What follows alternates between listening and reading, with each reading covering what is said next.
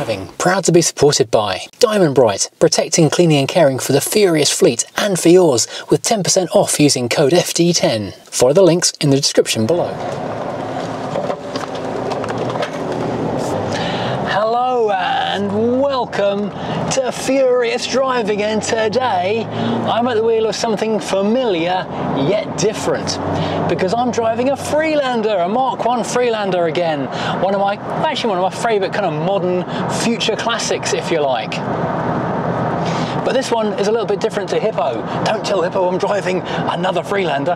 This one is also a TD4, same as Hippo. It's also a Mark 1, same as Hippo. But unlike Hippo, this is a facelift car, and more importantly, it's a manual, because if there's one thing I was going to change about my Freelander, it would be the gearbox, because the 5-speed automatic is a little sluggish and a little boring and not always a lot of fun to drive.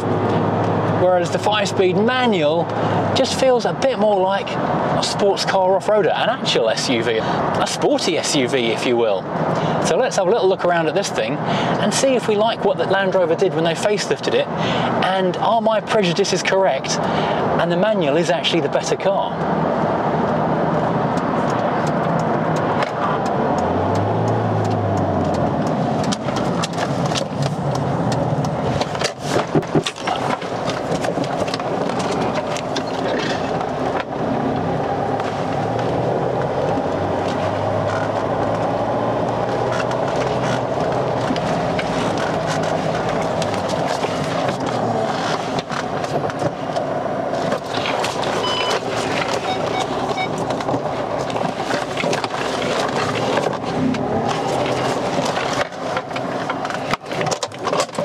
Now, the Freelander was Jerry McGovern's first design for Land Rover. Since then he's completely transformed the look and feel of the brand from a serious proper off-roader to, well, lifestyle, making lots of money machines. But this was a really popular look and style at the time, and I still think it looks a great looking car. This though is the Mark 1 facelift, which came out in 2003. And being in 2005, it's actually fairly late in production because the Freelander ended production in 2006, going on to the completely new Mark 2. Now they didn't spend a lot of money transforming pre and post facelift car styles. The sheet metal is all exactly the same. Well, sheet plastic in the case of the wings, because they are a movable plastic wing, so if you do have a minor fender bender, the plastic guards around the edges will shrug it off and the shape of this will pop straight back. Obviously the sheet metal of the rest of the car is also unchanged. It really is very much in the details and the plastic mouldings. The mirrors are still the same, but the side mouldings are different. But notably around the front we've got completely different headlights, fog lights integrated into the bumpers, and this kind of integrated bull bar thing. And around the back they've changed the lighting design and bumper design as well to make them a bit more legible to other road users, but not quite as pretty on the car, I don't think. They've also added some more visually obvious pretend underbody protection. So in terms of the exterior, things are very much still exactly the same, but some minor cosmetic differences, and it's very much personal preference which one you prefer. For my money, I think the original pre-facelift is the purest and nicest design, but we have still got all the standard Freelander 1 brilliantness. We've got a huge glass area so you can see exactly where you're going. You've got more than respectable ground clearance. It's 7.3 inches, which is about 18 centimetres of ground clearance, which for a primarily car vehicle is more than enough. We've still got the roof bars on the 5-door and of course the optional roof cage on the 3-door. And around the back we've got the drop glass in the tailgate, which means you can carry long loads, or on a sunny day you can put the glass down and get fresh air blowing through the car. So far, so the same. Under the bonnet we've also got the same BMW TD4, which found its way into the Freelander, replacing the old Rover based unit in 2000, and it's a really, really good engine, especially in the guys here. It's the same engine that was used in the Rover 75 as well.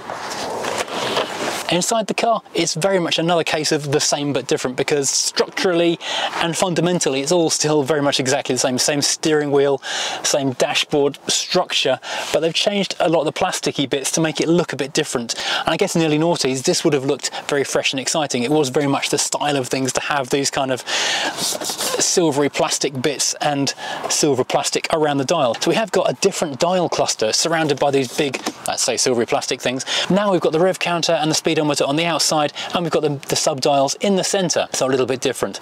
The original clock is still here, and this lovely dashboard, which on the original pre-facelift car makes the whole thing look like it's big and open and feels really very, very inviting indeed.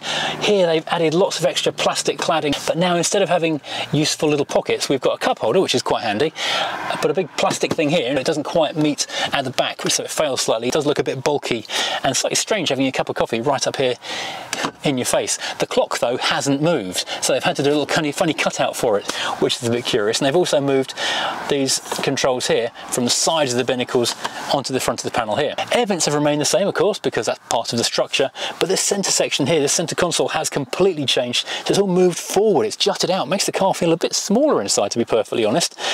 So the controls down here for the ventilation is very much the same, but they've moved the buttons again to the side, and likewise on the door we've also made a few changes. So we've got the silvery goldy plastic stuff, but on this particular car we've got Harman Kardon speakers, and we've got the same cup holders down on the door as we had in the previous car, and we've got these totally different door switches which now look and feel very American actually. The big deal in this car though is that the gearbox is now the manual, a Getrag or Getrag 5-speed manual, and we do still have the hill descent control, which is no longer on a button on the gear shift itself, but it's actually down here on the base. Moving back, however, we do have the same handbrake and 4 electric window switch arrangement with a handy armrest, which you can get a leather top for, but I do actually quite like the rubberized little grip, which is exactly the right size for an iPhone to sit in, and there's a big cubby underneath there as well. So that has remained the same. This particular car is pretty well spec'd, and it has got these lovely perforated leather seats which look absolutely fabulous, and like the Freelanders of yore, they are rather comfortable. Nice place to be. Now this is very much anecdotal, but people do say that the facelift leather is far better quality and doesn't split like it does on the pre-facelift cars, and I've got to say this car is looking very, very good indeed, considering that my car with 115,000 miles on it has completely split down the side just here, and this is looking very fresh indeed with 120,000 miles on it. So yeah, that anecdote may in fact be true. In the rear of the car, very little has changed as well. The door furniture is subtly different with these bigger, chunkier, more American switches, and the goldy plastic finish on the plastics, which have changed shape as well. But the seats are the same shape underneath. We've still got, well, in this car we've got the fantastic rubber Land Rover mats, which are really practical. We've got the stepped roof, which means you've got lots of headroom in the back, and we've even got the handy little nets up here as well. This car doesn't even have a sagging headlining, which is astonishing. Now round in the boot we do have the same things as in my Hippo. We've got a really useful door pocket, we can put all kinds of bits and pieces. I've got the same rubber mat as this, which a viewer very kindly sent in. We've got a decent sized boot, we've got a nice low space cover, the seats fold pretty much flat, and there's even a secret hidden box underneath the rear of the car. But for me the biggest difference with this car is the gearbox. The fact it's got a third pedal, which makes driving it so much more fun and just so much more engaging and rewarding. That's curious, I didn't realise that both the manual and the auto were made by Getrag or Getrag. I never know how to say that name.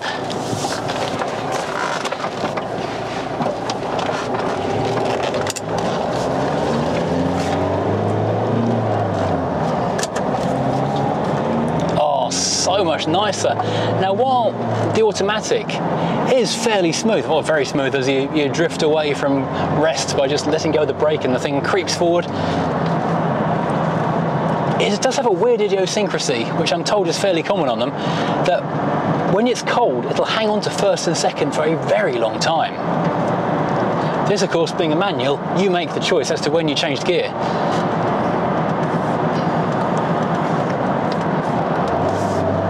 Suspension wise, the car is exactly the same, so it does have a lot of body roll by modern SUV standards, but by four-wheel drive standards of the 1990s when this car was designed, it was incredible body control. It really was quite excitingly good.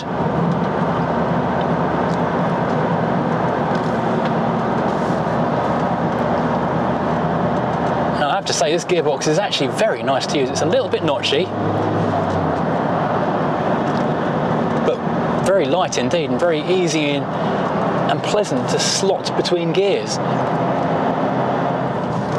Now the advantages and disadvantages of an automatic gearbox over a manual obviously come down to your own individual use case. Now for me, I find I do a lot of varied driving, and having the enjoyment of a manual definitely outweighs the convenience of an automatic. If you live in a city and you do nothing but urban driving, stop, start, crawl, then maybe, yeah, an automatic might be the one to go for. But this is a Land Rover. That means it doesn't always stay on the road, or potentially it shouldn't. This is where things are a little bit different. You might find, if you're trying to do slow, delicate, precision off-roading, rock crawling, fording water, crossing ditches, that kind of thing, when you're using the 5-speed manual, the lowest gear ratio isn't quite low enough. That could really be an issue. So you're going just a little bit too fast, you're slipping the clutch, or you're riding the brakes if you're in the manual. Just had to pull over and take the GoPro off before we hit the dual carriageway. If you're doing the kind of light duty, not too rough road kind of off-roading that these Freelanders are really perfect for, driving over rutted cornfields and just general scrabbly, dirty bits of ground, this is perfect, and the ratios aren't really a problem.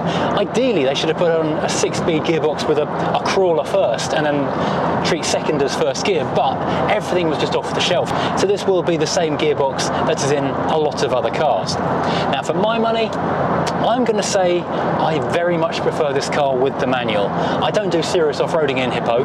We do a bit of driving across fields and things with the tent on the roof, but I think the 5-speed manual, even just after a couple of minutes, is proving to be an awful lot more entertaining to drive than the automatic is. Jumping quickly away into a Mark 1 Freelander, just to give you a quick recap of what the differences actually are. You'll notice how much lower this section of the dashboard is. So we've got the little cubby just here and the cubby just there, but this is a much smaller bit of plastic and rubber moulding. So we've got this whole sculpted area here as was intended by the designer. On the facelift it's lifted right the way up here, so it looks a lot more bulky and a little bit claustrophobic, because also this center console is sticking out so much further. I'm not sure what the reasoning for that would be, but it does look totally different, does look very more modern using the goldy colours and things. However, the new one might look more fresh, but this one looks, well, it looks more like how it was intended to look. So for my money, I do kind of prefer the pre-facelift look. But I've just noticed, kind of for the first time, this little thing here, but it's just really sort of come home to me just how much like the original Range Rover this is in construction, because this binnacle here can be removed, lifted off if you like, and so can this plastic panel here, this trim panel, and swap places. And then you've got a left-hand drive and a right-hand drive car, both using the same moulding. There's even a little blanking panel, which on the other side is where the mirror adjustment is. This was done by David Bach on the Rover SD1 and on the original Range Rover to save tooling costs, and they've kept on with that same idea 30 odd years later. Reference, this is the same engine, the TD4, but with the Jatco 5-speed automatic rather than the 5-speed manual. It's a fairly smooth thing most of the time. It does occasionally lurch quite lumpily between gears.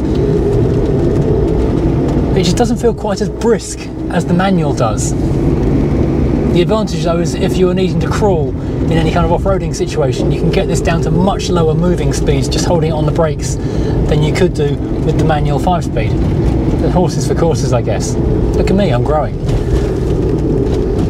It does make it a very, very easy car to drive. It's already a pretty easy car to drive because you've got incredible visibility. You can see precisely where the corners are. Even the spare wheel on the tailgate is very easy to gauge because there's so much glass area. And of course, if you want to cheekily dip under the bonnet of your Freelander with a clever box of tricks, you can actually remap these TD4 engines quite easily and get a fair few more horsepower and a bit more torque out of them, which makes driving the automatic a little bit more comfortable and easy, because automatics don't like low-powered cars.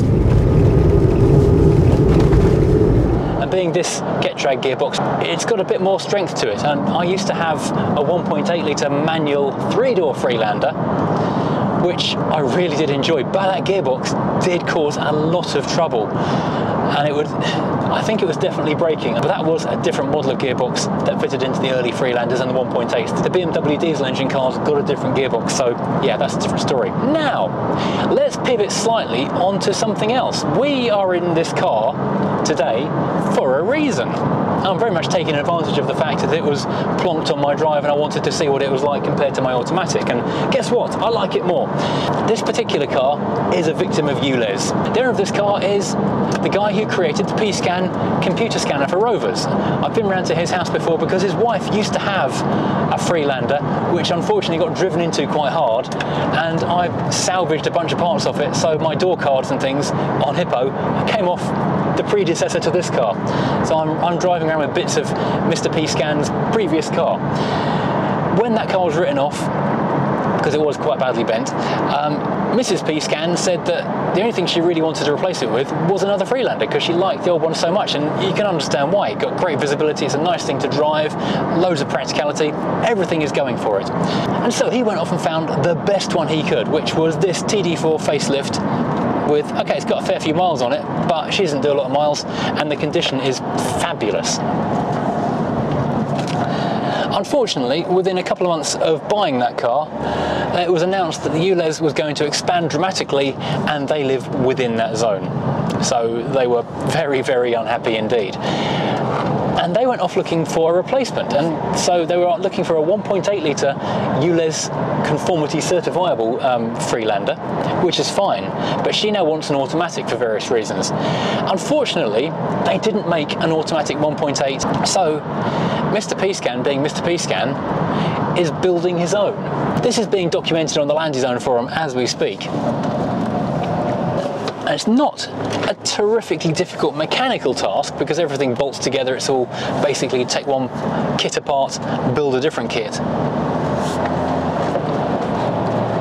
So mechanically, it's doing the do.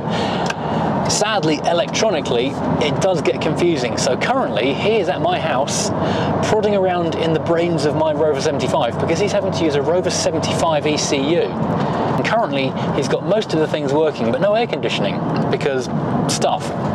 So we'll pop back in a minute and we'll have a look at how he's getting on. But in the meantime, though, I've been enjoying driving around in this manual facelift, and my conclusion is I definitely prefer the pre-facelift look, but I also prefer the manual. And much as I like the K series, I do prefer the drive of the TD4, gotta be said. Although having a ULEZ Freelander would be very handy indeed, because honestly, I don't live in the zone like he does, but I live close enough to it that I'm having to nip into it frequently enough that it does colour my car choice quite frequently. Right, so here we have Philip, Mr. P-Scan, working away. Well, you've hooked into the ECU of my car. So these are the CAN bus wires that normally go into the ECU. So these go around many computers on the car. But on a Rover 75, the CAN bus isn't presented to the diagnostic socket. Okay. So I'm breaking into it, and I've added my own second diagnostic socket so that I can connect a CAN bus sniffer. Okay. So what I've done is these two wires here normally go into the ECU. Yeah. And I've temporarily unpinned them, plugged my own wires in, and then put yours original ones back on the back, so piggyback them. Works. Piggyback them so the car works, and you can see what the car's saying. And you know what all of these numbers mean? No, that's what I'm trying to figure out. Oh, okay. That's hopeful. But you're trying to make sure the air conditioning and all the body control systems work in your Freelander, which is now using a 75. So I have a Rover 75 ECU in my Freelander because the only ECU that will work with that engine and with an automatic gearbox is the Rover 75 one. So you've had to cannibalise bits from one of these to put into that. So we've started hacking Rover 75 ECUs to make them work with Freelanders. So it was quite involved because the Freelander has hill descent and traction control. Yes, and which all of that stuff. Notably 75s don't. Exactly. Yeah. So we've already done the traction control and hill descent. Oh wow, okay.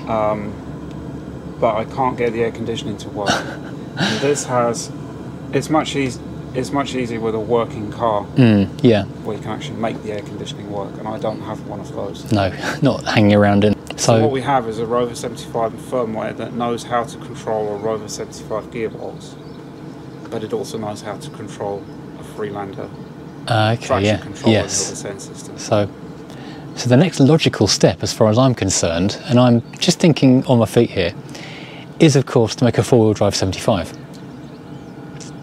Yeah. I'm loving the enthusiasm here. The Freelander and 75 are quite closely related. They are, aren't they? A lot of the electronics is the same. So in theory, as long as you could run a prop shaft down the tunnel, you could make a four-wheel drive. I don't know if there's room underneath for the It's transfer box and all of that. There is a lot of space down there because it's got a massive transmission tunnel, which made a lot of people think when the car was launched that Rover had reused in previous generation 5 Series chassis platform, but they hadn't. They just put in a massive transmission tunnel for no reason on a front-wheel drive car. It's also why there's virtually no room inside the cabin. Maybe somebody's already done it. I don't know, I'd be fascinated. I'm not sure whether to include this in the video in case I give someone else an idea and beat me to it. But there's a lot of room down there. A few pipes and things to around the steering rack.